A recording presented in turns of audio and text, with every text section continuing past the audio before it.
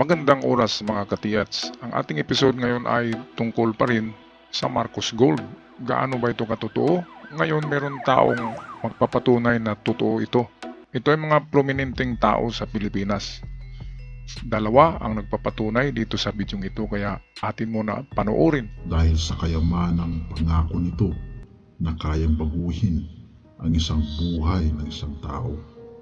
Naglipa na ang kwento patungkol sa mga ginto ng pamilyang Marcos. Ngunit gaano ba katotoo ang mga ito? At kung totoo man ang mga ito, paano ito makakatulong sa ating mga Pilipino? Ating pag-usapan ang usapin patungkol sa Marcos Gold. Sabi ng Okay, usapin patungkol sa Marcos Gold. okay, napakatagal na issue itong Marcos Gold na ito. Marami ang nagsabing hindi totoo, marami ang nagsasabi na totoo ito. Pero dito sa bidyong ito ay makikita natin dalawang prominenteng tao dito, si Mr. Tagle at Enrique Subel, isang bilyonaryo sa Pilipinas na mismo nakakita ng mga ginto ng Marcos. Kaya totoo man o hindi itong ginto na ito ay magandang malaman natin. Sabi ng isang namayapang industrialist na si Enrique Zubel, kanyang ikinwento sa kanyang recollections ang patungkol sa ginto ng dating Pangulong Ferdinand E. Marcos Sr. na ito'y kanyang iniwan daw sa kanyang asawang si Imelda Marcos na nagkakahalaga ng at least 35 billion US dollars. Wow, Na kung sa pangkasalukuyang halaga ay ito'y pumapalo ng mahigit 160 billion US dollars o mahigit 8 trilyong piso. Dinisclose ni Zubel ang halaga ng Marcos Gold Bars grabe. sa 14 na pahina ng kanyang inilathala sa Senate Blue Ribbon Committee sa Philippines Consulate ng Honolulu, Hawaii sa pagitan ng petsang October 27 at 29 taong 1999. Ika pa ni Zubel, si Marcos ay mayroong 100 billion US dollars na ang 35 billion US dollars nito'y gold bars. Ika nga'y gold is power at sa datos ng kasaysayan, ang mga tao ay nagpapatuloy sa pag-iimbak ng ginto sa kadahilan ng gusto nilang panatilihin ang value nito at maaari ding itong ipasa sa mga anak at sa mga sumusunod pang henerasyon Totoo, para totoo. mapanatili ang kapangyarihan ng pamilya. At habang tumatagal ay paunti ito ng paunti habang ang halaga nito ay pataas ng pataas na sa datos ay sa 20 taon lang ay naging triple na ang halaga nito. Paano pa kaya kung ang ginto ay naimbak ng mas mahabang panahon? Ika nga sa Philippine Daily Inquirer na nilathala noong October 29, 1999, ang Pilipinas daw ang pinakamayamang bansa sa buong mundo sa panahon ng dating presidenteng Ferdinand E. Marcos Sr. Ika pa ng Inquirer sa kanilang artikulo na mayroon daw isang dating pari na may katibayang ebidensya daw at magpapatunay na naipon at naimbak daw ang Marcos Gold sa pamamagitan ng Yamashita Gold at Vatican Gold. Ito, dito nagkagulo na ito kasi nagkalo-halo na. Merong Yamashita, merong Vatican, at pangatlo ay related na diyan ang Talianos Gold diyan sa Vatican Gold na yan. Pero ang totoo ay itong dalawa lang, Yamashita at Vatican Gold. Paano nga ba napapunta sa kamay ni Marcos ang ilang porsyento ng Vatican Gold maliban sa Yamashita ay meron din siyang komisyon sa Vatican Gold. Grabe naman, swerte talaga tong si FM, napakaswerteng tao. Sana kung nagpatuloy yung ano niya, yung regime niya, kaya nga lang hindi yun tatagal kasi ang daming kalaban, di ba? Mantsakin natin na Pilipinas pa lang pinakamayamang bansa noon. Kung pag-usapan natin ang ating ginto na tinatawag na The Marcos Gold. Siya ay ang dating paring si Marcelino Tagle ng Bataan, isang former director ng Caritas Manila at isa sa 10 most outstanding men ng 1967. Sa kanyang estimate, nagkakahalaga daw ng 10 trilyong piso ang Marcos Gold. $10 trillion. Hindi piso. Mayroong correction dyan, no? Ito si Father Tagle, hindi naman ito tarantado na magpalabas ng kwento na malayo sa katotohanan. Kaya kung nagpapatunay din si Tagle na totoo itong mga gold na ito, ibig sabihin ay may katotohanan, di ba? Itong atin ay reaksyon lang. Meron kasing iba nagagalit na atin ito pinalabas. Dapat lang malaman ng lahat ang katotohanan sa mga ginto na ito, kung haka-haka ba ito at totoo. Kaya ito nga, nangalap tayo ng magagandang mga sources. At hindi ito galing sa akin ng mga video, ito'y binigyan ko lamang ng reaksyon. Okay? Ang 10 trilyong dolyar ay 10 beses na mas malaki kaysa sa gross national product ng China noong taong 1999 Grabe. at 127 times na mas malaki kaysa sa GNP ng Pilipinas at halos 10 beses na mas malaki sa pinagsama-samang kayamanan ng 200 na pinakamayamang bilyonaryo sa buong mundo noong Grabe, no? Sa gross national products, ang pagbabasihan ng China ay 10 beses na mataas. Malaki ang ating pera noon sa kapanahonan ni FM. Bakit kaya nagaganon na nagiging kulilat at kawawa at nagiging third world tayo at naghihirap, di ba? Ito yung masarap pakinggan kung pag-usapan natin tong mga ginto na ito, kasi para tayong mga mayayaman, feeling mayaman tayo kapag ito ang pag-usapan natin, mga ka-TX. 1999. Ika pa ni Tagle, handa daw siyang depensahan ang kanyang claim patungo sa katotohanan ng Marcos Gold.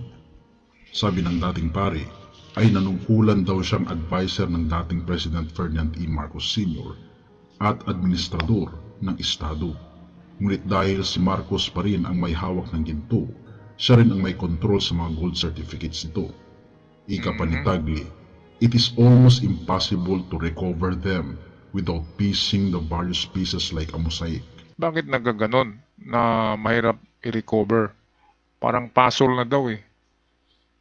Kaya ang iba ay hindi naniniwala na sabi-sabi nila ay ginawa lang tong kwentong ito para sabihin na hindi nangunguragot ang mga Marcos para ma-justify yung kanilang mga ari-arian kung saan ang galing. Kaya kung hindi yan sa Yamashita Treasure, ibig sabihin ay nangurakot talaga sila. Pero dahil sa dito, 3 tao pala ito na prominente na nagpapatunay na totoo ang mga Marcos Gold. Ang tanong, nasaan na? Sabi ni Tagle, the gold certificates and bullion were deposited in at least 15 countries. Ito ang sagot. 15 countries, sabi ni Tagle. Sabi naman ni Milda, 175 bank accounts. Siguro sa bawat bansa ay mayroong 3 o 5 mga bangko ang nilagakan o nilagyan nito. Kaya 15 countries lang, pero overall ay mayroong 175 more or less na bank accounts na mayroong depositong mga gold bars. Papaano nakarating ang Vatican at Yamashita Gold sa Pilipinas? Ang tanong ko dyan, ang Vatican lang, kasi alam naman natin na ang Yamashita ay nagkarating dito dahil sa giyera, di ba? Pero yung sa Vatican Gold, paano nga ba? Dito natin malalaman. Kwento ni Tagle, ito daw ay naging posible dahil sa 2 personalidad na sina Adolf Hitler at General Douglas MacArthur. Dagdag pa sa kwento ni Tagle, ang Vatican Gold ay kabilang sa mga gold bars na nakamkam ni Hitler. Ito'y pagmamay-ari ng royalties ng Europa, kung saan trustees ang Vatican. Kaya pala na napunta ito sa Pilipinas dahil kay Adolf Hitler. Kasi World War II, inagaw to ni Adolf Hitler sa Vatican, kinuha niya, di ba? And then merong haka-haka, kuro-kuro na dahil sa matatalo na si Hitler ay ibinigay niya ang mga gintong ito, ipinasa niya kay Yamashita. Pero paano naman dito si Douglas MacArthur? Ano ang role ni Douglas MacArthur na bakit kasama siya dito sa kwentong ito? Atin balikan muli. At kung saan kahalo din dito ang Royal Gold, na ayon sa report ng bansang Great Britain, ito daw ay naiship sa Singapore para sa safekeeping kung sakali mang makonquer ni Hitler ang buong Europa. Ayon kay Tagle, ipinagkatiwala daw ng Vatican ang mga kayamanang ginto kay Father Jose Antonio Diaz na nagkaroon ng maraming pangalan Eto noong na. siya ay lumipat ng tirahan sa Pilipinas. Isa daw sa mga alias niya, sabi pa ni Tagle, ay Colonel Severino Santoromana. Itong Colonel Severino Santoromana, ito yung ano eh. Ito yung American ito na na investigator ng World War II. Tinatawag na si ito yung nag-torture kay Yamashita para sasabihin kung nasaan yung pinakamalaking Imperial Treasure Vault. Itong si Colonel Severino, hindi ito pari. Ito dito medyo may butas eh. Kasi talagang sundalo ito. Isa nga ito sa sa mababasa ito sa mga treasure books ng World War II. Ito nga ay American soldier ito na isa sa mga nagpapahirap kay Yamashita para kakanta kung saan matagpuan ang napakalaking Imperial Treasure Site. Kaya bakit nagiging pari, di ba? Pero totoo ang pangalan na yan na Severino Santoromana. Ika ni Tagle, kanya daw hinire si Marcos bilang kanyang lawyer at trustee sa nasabing mga ginto at nagkakahalaga daw ito ng 50 trillion US dollars. Ngunit ito'y nakatali sa Marcos Gold. Si Tagle ay naging co-administrator ng Santoromana Estates at kwento pa niya ang Yamashita Treasure daw ay na-recover sa pamamagitan ng tulong ni MacArthur at ng kanyang asawa. At ang natitirang 400,000 metric tons na ginto ng Marcos daw at Santoromana Gold, ikanya'y nasa ating bansa pa rin na nakatago sa mga kuweba. Nako, Sa nasabing mga ginto teka, balikan nga ng natin to. 50 trillion Balikan natin tong sinabing medyo magulo. Hindi nakakoneksyon ito. pa niya, ang Yamashita Treasure Ito. daw ay na-recover sa pamamagitan ng tulong ni MacArthur at ng kanyang asawa. At ang natitirang 400,000 metric tons Ayun, yun ang sabi na na-recover ang Yamashita Treasure dahil kay Douglas MacArthur. Balikan nga treasure natin. daw ay na-recover sa pamamagitan ng tulong ni MacArthur at ng kanyang asawa. Tama naman yan na isa talaga sa pinakamalaking burial treasures, itong burial place ng treasure ng emperor ay nakuha talaga nila Douglas MacArthur dahil nga sa tinorture itong si Yamashita para kumanta kung nasaan nakalagay. Yun. At isa rin yun sa mga rason kung bakit walang kaso ang imperial family. Pati ang emperor ay hindi nakulong dahil mayroong secret deal yan na kapag ibigay yun ay absuelto na sa kaso ang emperor's family ng Japan. Kaya yung si Yamashita lang ang binitay doon, parang scapegoat.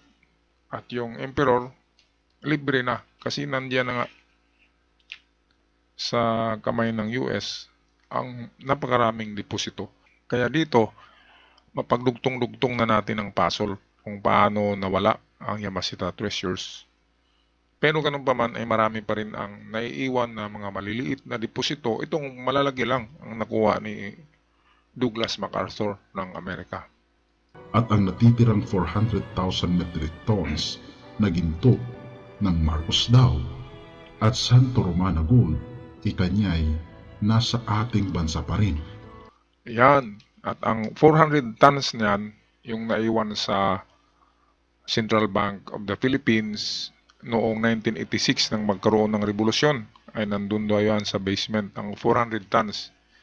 Bukod pa dito ang 4,000 metric tons. Make that 400,000 metric tons, napakarami yan. Yan ang tinatawag na reburied treasures dito sa kapuluan ng Pilipinas. At hindi na si Yamashita ang nagbaon yan, kundi ang mga nagakuha niyan, mga Amerikano iba rin yung ibinaon na narinig natin na muli ng dating FM, ng dating Ferdinand Marcos, ay meron din daw na ibinaon yan na nandyan sa kabundukan sa Cordillera. Pero yung ibinaon ng mga Amerikano nila Douglas MacArthur ay kinuha na yun, of course.